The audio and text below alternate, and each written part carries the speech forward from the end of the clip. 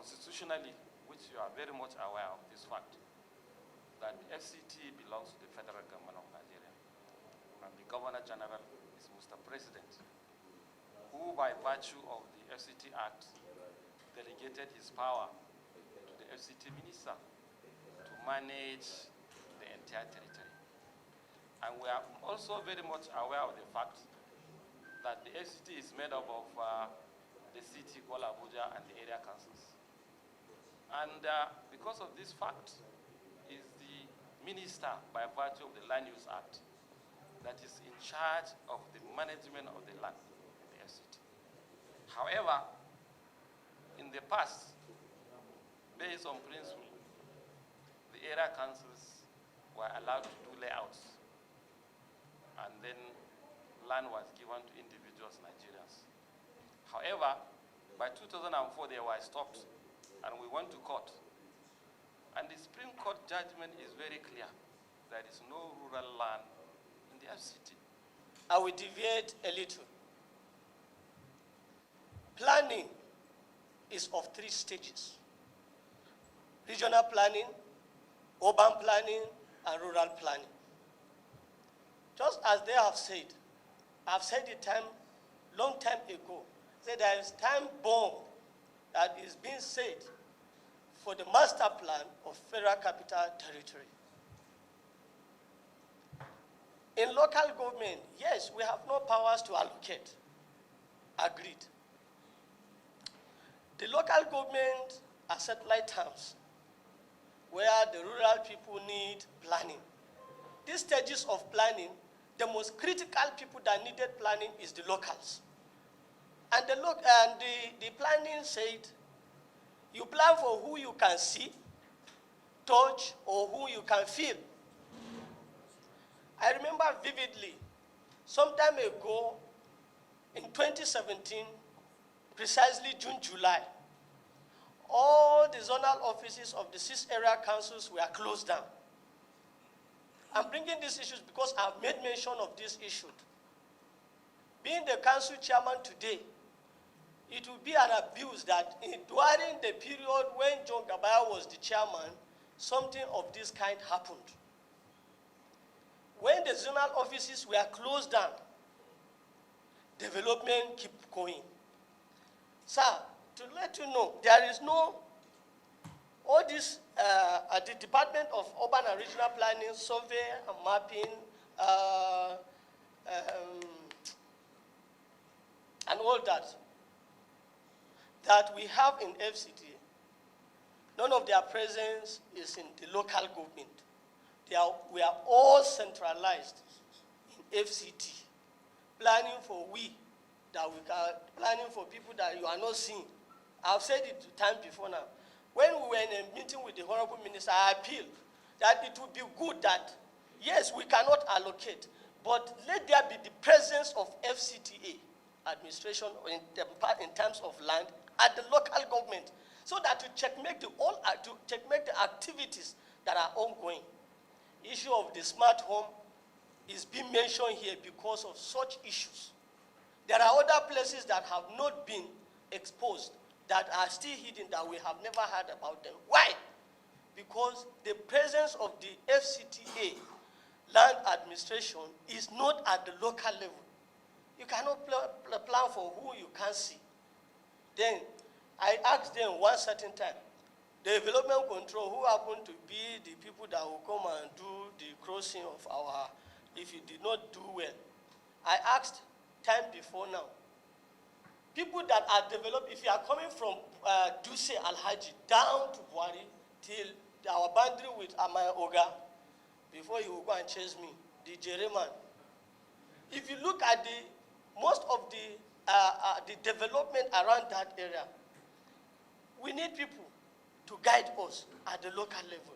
The powers are not given to the local government chairman, because if you do, you have offended what? You have gone out of your jurisdiction.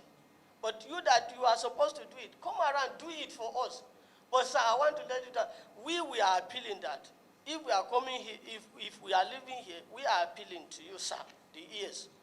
Let there be zonal land offices to be overseen by the FCDA in our local government. Thank you. We don't have rural lands. All lands in FCT are urban lands. And by the Constitution, the President is the Governor General that delegated the power to the Honorable Minister. And such power cannot be subdelegated to whether chairman or whatever. So any inch of land in the FCT is to be allocated by the Honorable Minister. What I want to add is to draw attention of the public is, you know, we have a lot of fraudsters where they will get title, maybe given by AMAC, they will backdate it, you know, engage and make some businesses without due diligence, without coming to find out. Those AMAC titles, or Buhari titles, or Gwagwalada, or Abuja, or whatever, were they actually genuinely allocated then? That was before 2004, 2005. They are supposed to have come to ages, even if they made submissions for regularization.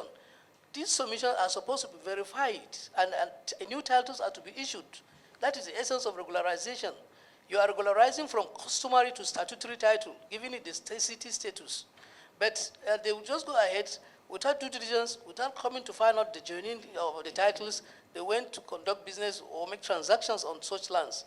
And a lot of people will be duped. So I just want to emphasize and call on the public, whatever they want to transact on anything area council, they should come to the right office, that is the Bureau of Land Administration, Aegis Building, to verify those titles, even if they are submitted for regularization. By submission does not make the title valid. Even if you made a submission, you are given an acknowledgement, it does not mean it's a valid title. No, it has to be subjected to verifications. That is to say, were this layout genuinely approved before 2004? Were these allocations genuinely allocated by then zonal managers before being captured in the Aegis database, before any transaction or any title on title to lands? Thank you so much. To fix another time, probably by the time the petitioner is coming back to submit his petition, Mr. Chairman, I submit that the area council, they should still reappear, probably even with the traditional rulers, so that we'll be able to solve this problem. I know there are extant laws, but laws are product of this National Assembly, and they can be subject to amendments. I don't want to believe that the area councils are not equivalent to local government in our various states. Yeah, because in the first place, this assembly has been known to be an advocate of full autonomy to the local government. Going by this, I look at it as if you are trying to strip off the power of the local government or the area councils. Because in these discussions, if the land administration is being taken away totality from the area councils, automatically what is left for them? Then what are we advocating here? What is the autonomy? And I think we are the makers of this law. I think we need to go back and sit down and look at it critically, and let's see what we can do so that peace can reign in this country. And you think it is okay that you can also take away their land without any form of meaningful compensation, and it is right with you? And I think, sir, like the senator said, we need to review some of these laws. Because if power is given and the power becomes absolute, then of course the people whose the power is being played on will suffer. And I think it is very important that we look at that. And the fact that you want to now say that the area councils are not in the same status with local governments, that is another big story. People of Abuja, we cannot close our eyes to them. And if we want them to believe in Nigeria, their identity must be respected. We must give them all the advantages which my own people are benefiting in my local government.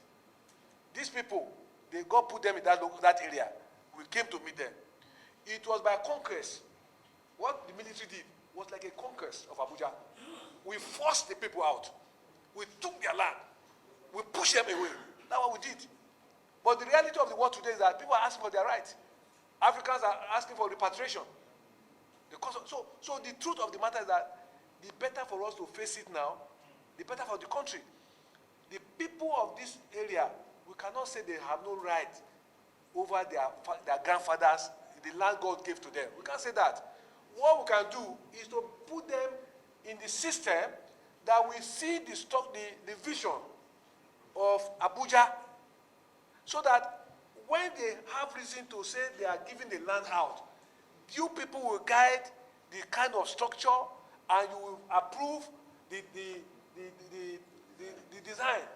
But to say that the Abuja people should not have right over their father's land, military government is gone. This is to tell you that some of the problems we're encountering today emanated from the way Abuja came into being through military fiat. I want to imagine if I'm a Gwari man, and you now tell me I don't have land right over my grandfather's land. And you now tell me that we don't have right in the land that God created us. You see, there are things that we have to face the reality of the world today. There is no longer slave trade. Nobody wants to be a second class to anybody. Nobody wants to be a second class person.